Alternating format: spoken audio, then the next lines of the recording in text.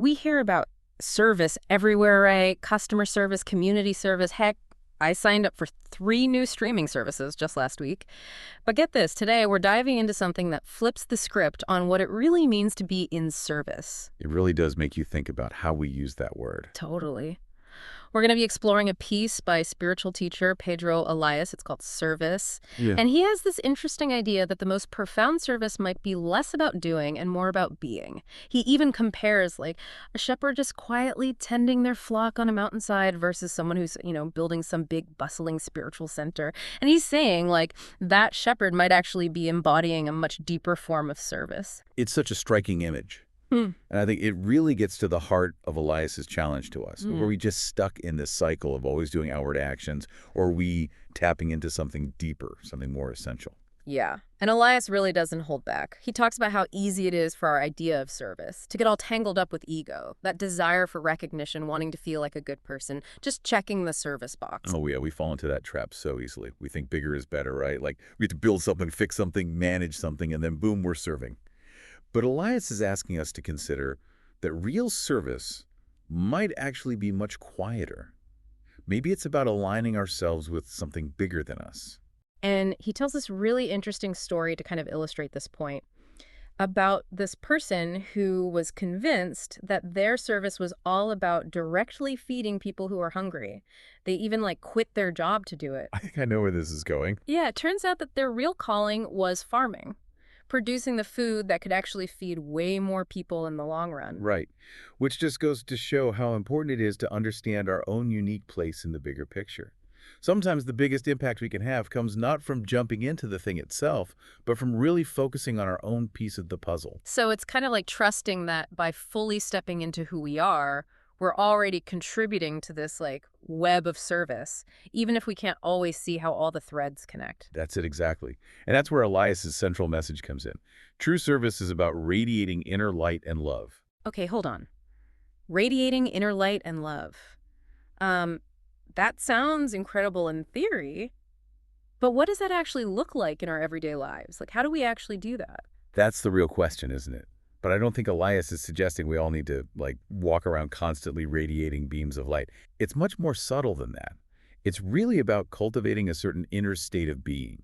So less about the grand gestures and more about the kind of energy we're putting out there. Exactly. Think about someone walking into a room and they've got this genuine smile and a sense of peace about them. They haven't actually done anything, but their presence alone, just being there, can be really uplifting, even healing for other people.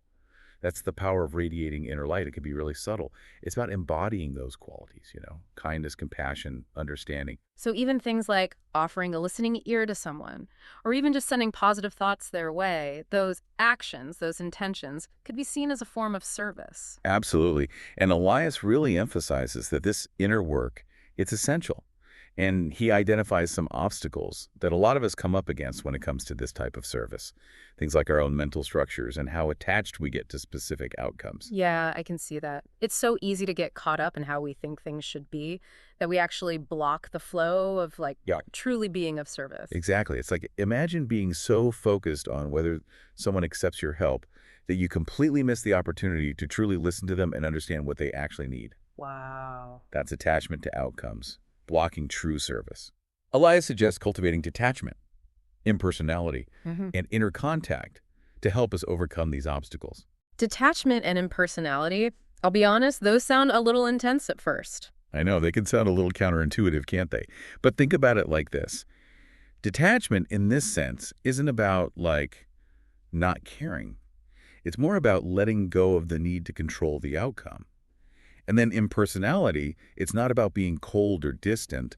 It's more about recognizing that true service comes from a place of universal love, not just our own personal preferences. Ah, okay. So it's about serving the greater good, even if it doesn't directly benefit us personally. So what you're saying is by letting go of our own agendas, we actually become more open and receptive to serving in a way that's truly beneficial. Exactly. And inner contact, that's really the key to it all. Okay, so how do we actually cultivate that inner contact? Do we all need to go sit on a mountaintop like that shepherd Elias was talking about? It's a nice image, right? But Elias actually suggests we can find it in the simplicity of our everyday lives. Those quiet moments of reflection, those times when we connect to something larger than ourselves. So it's about bringing that awareness and intention to everything we do. Exactly. Imagine approaching your work not just as a means to an end, but as an act of service, approaching it with genuine care and intention.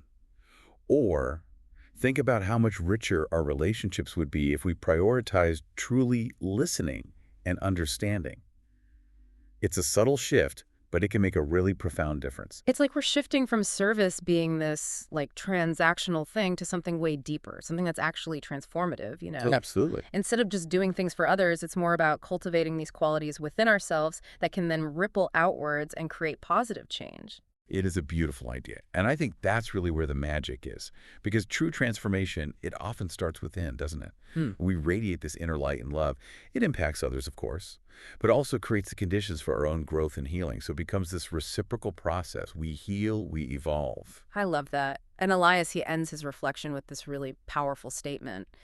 To serve is, therefore, to radiate love for all. So simple, but man, it really makes you think. It does, doesn't it? It invites us to examine, maybe even challenge, our own limitations around this whole concept of service. If we can let go of all these preconceived notions and really connect to this deeper wellspring of love, who knows what we might be capable of achieving? It's true. It's almost like a ripple effect. So, if true service is really about radiating these inner qualities, what does that look like in our own lives? What impact do we want to have on the world? That's the question each of us gets to ask. And maybe, just maybe, if enough of us focus on cultivating these qualities within ourselves, we could become part of a larger shift towards a more compassionate world, a more connected world, a world that's truly oriented towards service. What a powerful idea. It really gives you something to think about. It's a whole new way of looking at service. And I think it's something we can all carry with us. So, as you go about your day to day, think about what it means to you to radiate your own inner light. You might just be surprised by the impact it has, not just on yourself, but on everyone around you. And with that, we come to the end of our deep dive into Pedro Elias's profound perspective on service. Until next time, keep those minds open and those inner lights shining bright.